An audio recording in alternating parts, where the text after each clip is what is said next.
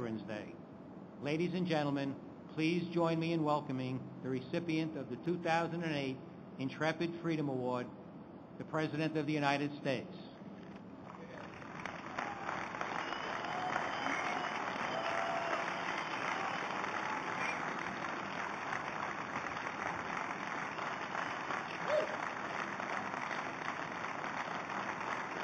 Thank you all.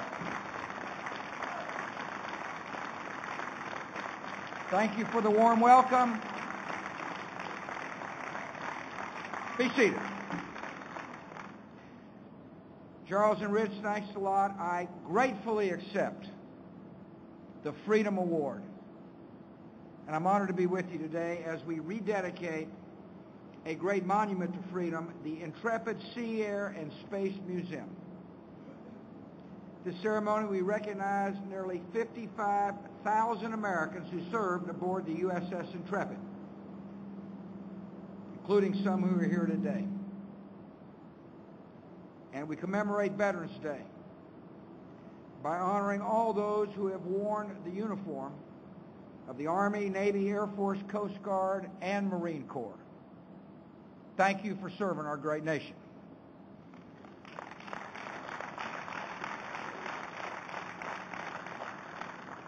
I am proud to be traveling with the First Lady of the United States, Laura Bush.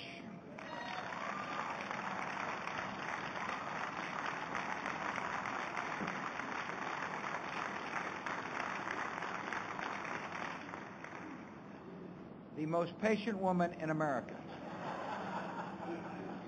Governor, thank you for joining us. Secretary Kempthorne, Senator Hillary Clinton, I'm proud to be with you. Thank you for being here. Congressman Pete King, Congressman Charlie Rangel, Congressman Anthony Weiner, thank you all for joining us today. Looking forward to that lame duck session, aren't we?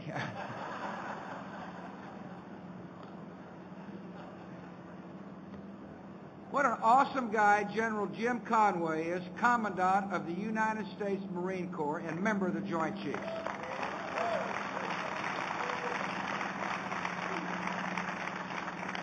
Christine Quinn, thank you for your remarks. Bill White, Vanna White of the Intrepid, he's going to... Arnold Fisher and the Fisher family. What a fabulous contribution the Fishers have made to the United States of America, and we thank you from the bottom of our hearts.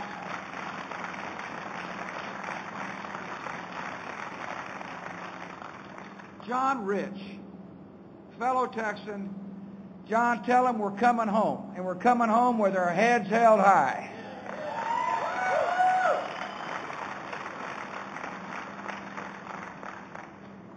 Members of the Intrepid Museum and Foundation Board of Trustees, wounded warriors.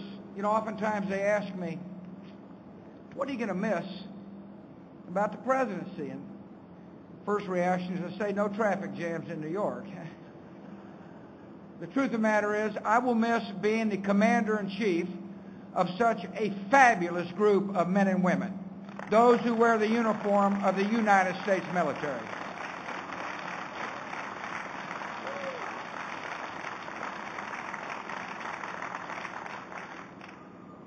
Veterans Day has a long and solemn history.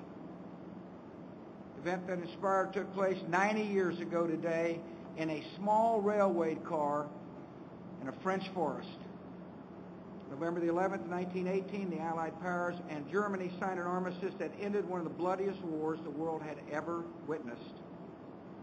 By the time that day arrived, World War I had raged for more than 4 years, and more than 8 million soldiers had given their lives. But on the 11th hour of the 11th day of that 11th month, the guns fell silent, and peace began to return to Europe. To commemorate the war's end, President Woodrow Wilson declared that November the 11th should be remembered as Armistice Day, a holiday to honor the brave sacrifices of the American soldiers who defended democracy and freedom overseas. Today we know it as Veterans Day. a day when we celebrate and thank and honor every man and woman who have served in our armed forces. These noble Americans are our sons and daughters. They are our fathers and mothers. They are our family, and they are our friends. They leave home to do the work of patriots, and they lead lives of quiet dignity when they return. Today we send a clear message to all who have worn the uniform. Thank you for your courage. Thank you for your sacrifice. And thank you for standing up when your nation needed you most.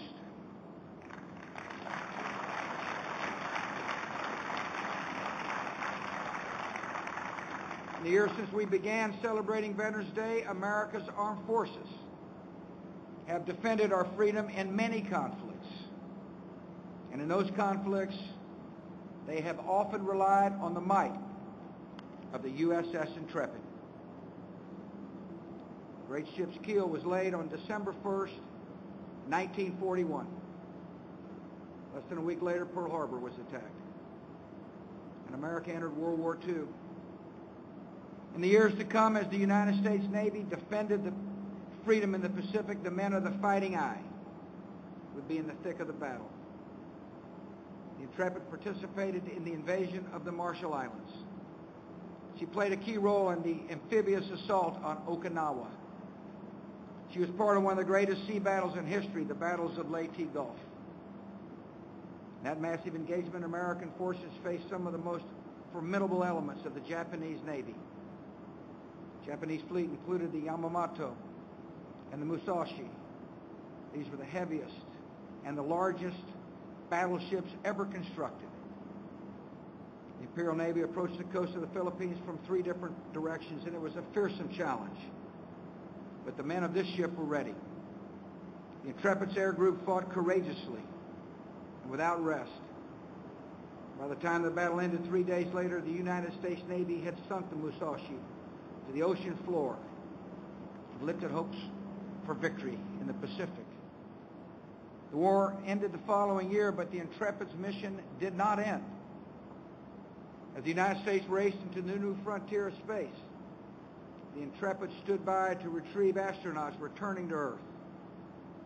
During the Cold War, she patrolled the Mediterranean and helped force the surrender of pro-Castro terrorists who had hijacked a freighter in the Caribbean. Did 3 tours up the waters of Vietnam. For our nation's bicentennial celebration, the United States Congress paid a fitting tribute to this ship's extraordinary service when they selected the Intrepid to represent the United States Navy in Philadelphia. After more than 30 years at sea, the Intrepid was permanently decommissioned. Despite her amazing history, she was destined to be scrapped. But thanks to the work of the Intrepid Museum Foundation, she found a home in New York City. Since 1982, she's been a museum that educates new generations of Americans about the high price that those who came before them paid for their freedom. One of the veterans who's been honored here was a Navy pilot who flew Avenger torpedo planes during World War II. When he was invited on board the Intrepid for the 50th anniversary of D-Day, he was moved to see that the museum had arranged for a vintage Avenger, painted in the style of his unit, to be right here on the deck. It just so happens that it was flanked by 2 of the men who had flown in his squadron. The man the Intrepid honored that day is a great American. He's a dedicated servant to this country. And I can tell you from personal experience, he's a fabulous father.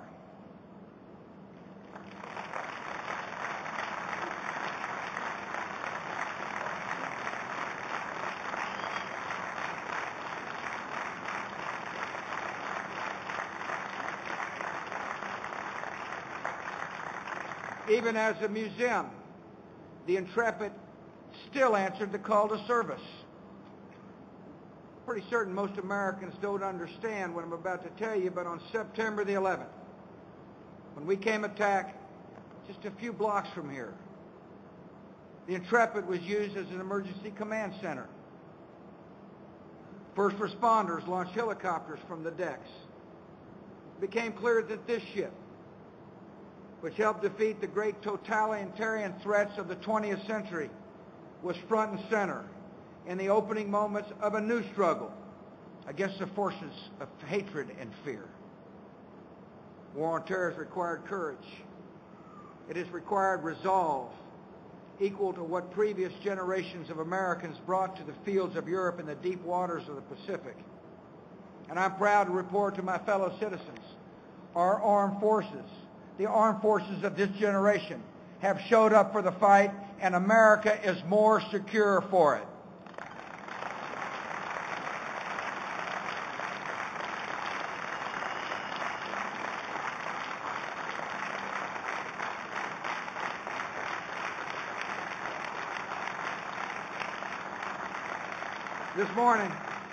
This morning, Laura and I flew up here with some brave men and women who are keeping us safe. I want to introduce them to you.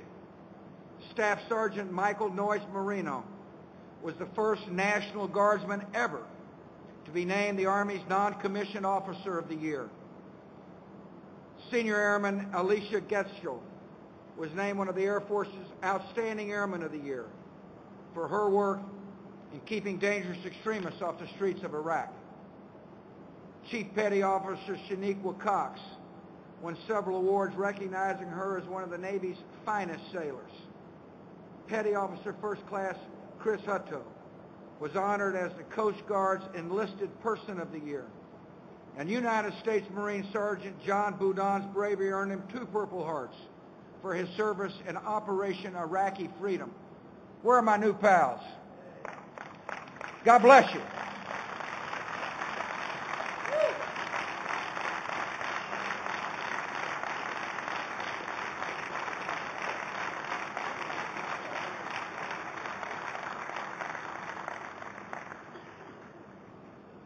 They are representative of the finest our nation offers.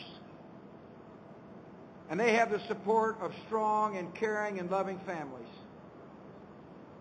And so on this Veterans Day, not only do we honor those who have worn the uniform, those who are wearing the uniform, we honor their families, and we thank them from the bottom of our hearts. We have a moral obligation to support our families, and we have a moral obligation to support our veterans. It has been my privilege to work with members of the United States Congress to nearly double the funding for those who have worn the uniform. It has been my privilege to work to implement the recommendations from the Dole-Shalala Commission to make sure that we have a mental health care system and physical health care system worthy of the sacrifice of those who have worn the uniform. It has been my privilege to work with the United States Congress to expand education benefits for both members of our military as well as our veterans. It has been my privilege to say loud and clear to our veterans, we love you, we respect you, and we thank you for serving the United States of America.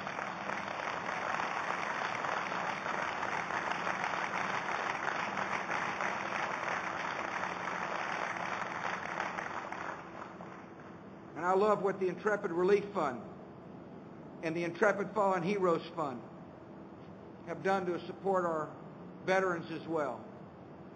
They provided more than $100 million to military families in need. The Intrepid's Fisher House program has provided temporary housing for families of servicemen and women receiving medical treatment. At the Center for the Intrepid's Physical Rehabilitation Facility in San Antonio, Texas, America's wounded warriors receive some incredible medical care. I have seen what happens in this place of healing and hope firsthand. The Intrepid Center brings great compassion to those who have worn and are wearing the uniform. It also shows that the American people are incredibly generous in supporting the veterans. And I want to thank the Intrepid members and those who support the Intrepid Foundations for your work on behalf of our country. Throughout the decades, our servicemen and women have shown a spirit of selfless courage. I was impressed by the story of Alonzo Swan, who on October 29, 1944, here on the deck of the Intrepid, had to help his fellow sailors deal with a kamikaze attack. He saw his best friend burning alive and caught in a gun mount. He rushed into the flames. He attempted to save his buddy, but before he could do so, an ammunition bin detonated. 9 were killed, 6 injured, including Alonzo. For his bravery, he was awarded the Bronze Star. It's a high honor. But a lot of folks didn't think it was a high enough honor. They felt he deserved the Navy Cross, and many believed that he had been denied the Navy Cross because of the color of his skin. He was an African American. For 50 years, his advocates petitioned the government, and for 50 years, they were unsuccessful. But he kept the faith. November 3rd, 1993, under the presidency of my predecessor, President Bill Clinton, right here on the deck of the Intrepid, Alonzo Swan finally received his Navy Cross. And I want people to listen to what he said. He said, "If you think you're right, fight your heart out." That ought to be the motto of the modern United States military. You think you're right, and you're fighting your heart out for the sake of peace and freedom, and we thank you for it.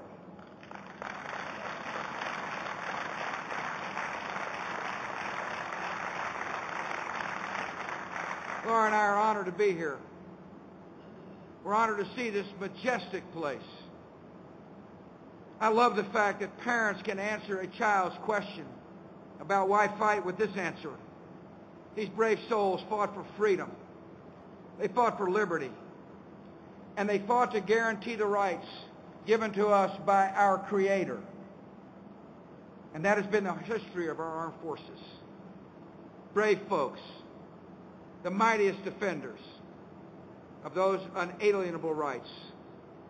So on behalf of a grateful nation, I thank our veterans for your service, for your commitment. May God bless you, and may God continue to bless the United States of America.